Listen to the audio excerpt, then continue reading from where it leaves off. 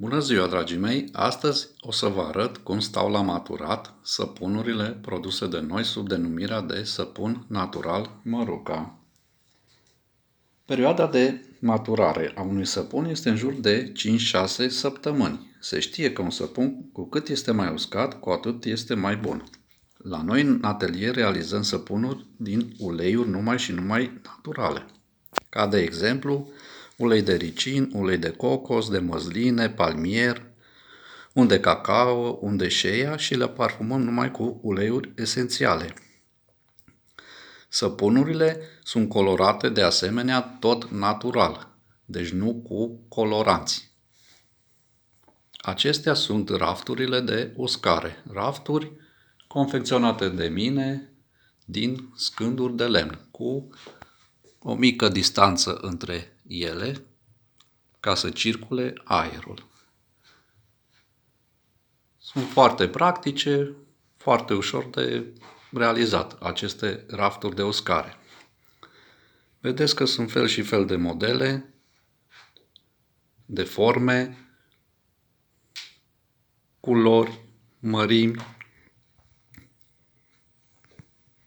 Săpunurile sunt puse la uscat pe loturi, pe zile de producție, ca să avem o evidență clară a ceea ce realizăm.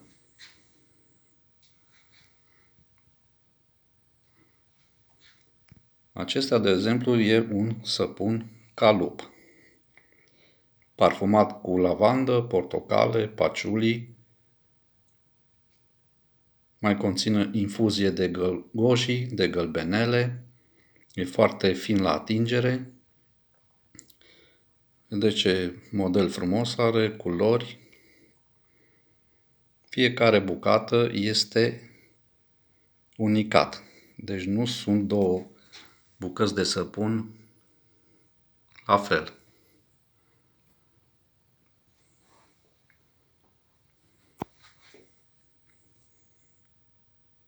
Priviți cât de frumos este acest săpun, această bucată.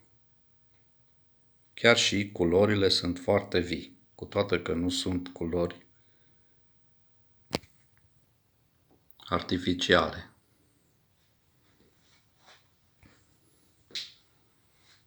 Aici avem săpunuri realizate cu ajutorul unor forme de silicon. Fel și fel de modele, de mărimi. Priviți. Un săpun cu o familie de elefanți.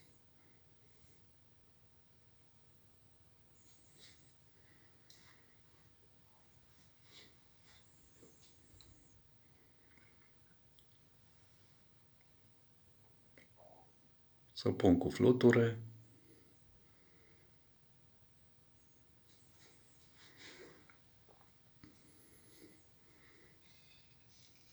Elefanțel simplu.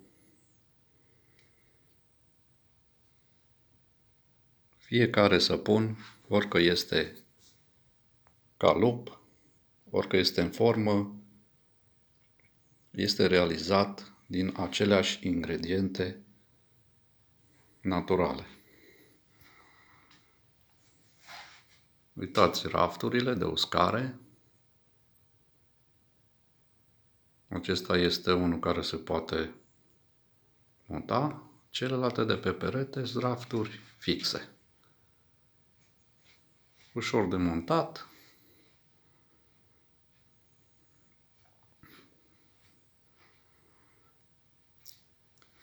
Dacă vă plac săpunurile noastre, abonați-vă la canalul de YouTube, unde vă vom posta și procesul de fabricare.